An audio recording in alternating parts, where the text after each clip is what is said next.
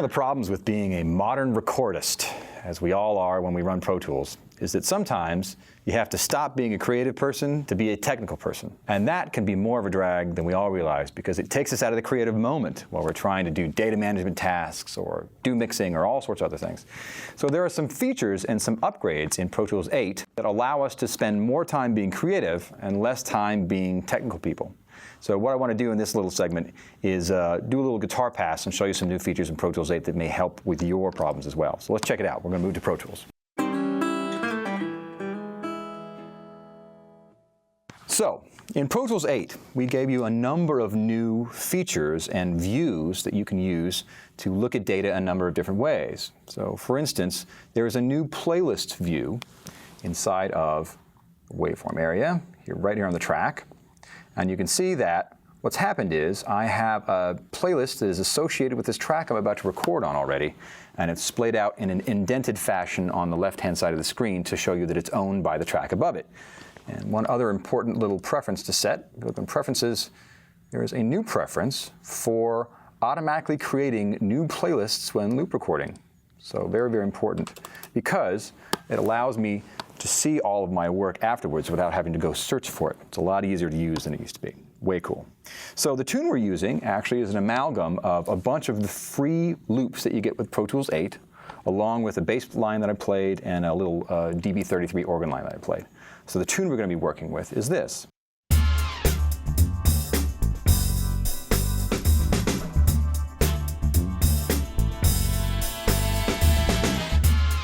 So basically we've got some elements there, it's kind of a funky tune, and we're going to try to go through here really quickly and lay down some guitar. Now, to do that, I'm going to use the 11 rack, because of course that is my audio interface for this. So if I pull this up, you'll see what I've got running in here. So I've got a little deluxe, and I've got a compressor on here as well. So if I just record and enable that track, which it is, you see I've got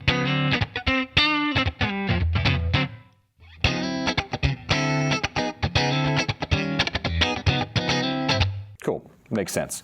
So what I want to do is do a loop record pass.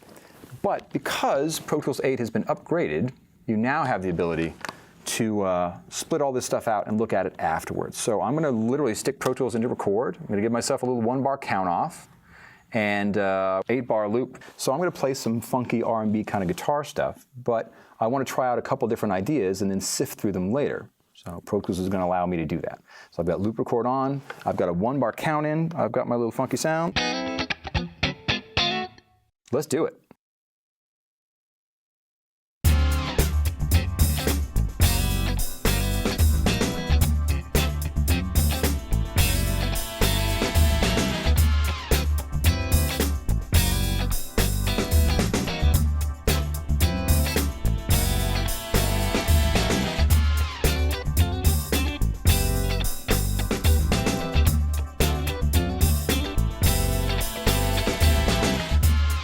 All right, so easy as pie. We have 3 takes there, along with the previous take that existed, and you can see it's twice as long.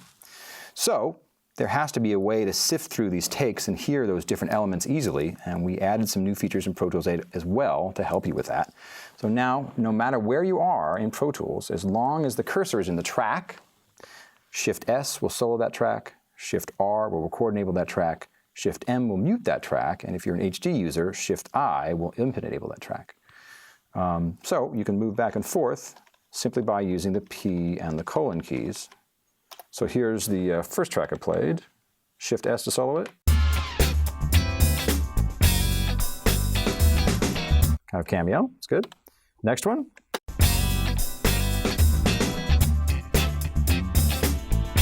And finally, the last one that I played is this one.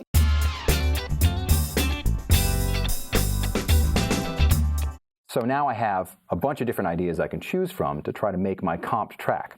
So I've got the first pass that I did. I kind of like the first thing that I played, so I'm just going to select that.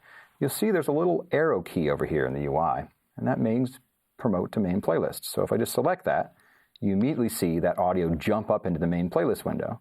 And I can do the same thing from the other track simply by saying Control-Option-V. Now you'll notice that it's not making edits in my source tracks. That's great because it doesn't add any new names to anything. You're literally just taking the data that exists in the track and punching it up into the last section. So now I have that amalgam. I'm going to duplicate it out. So now I have an 8-bar phrase. And here is our comp, quick and easy as pie.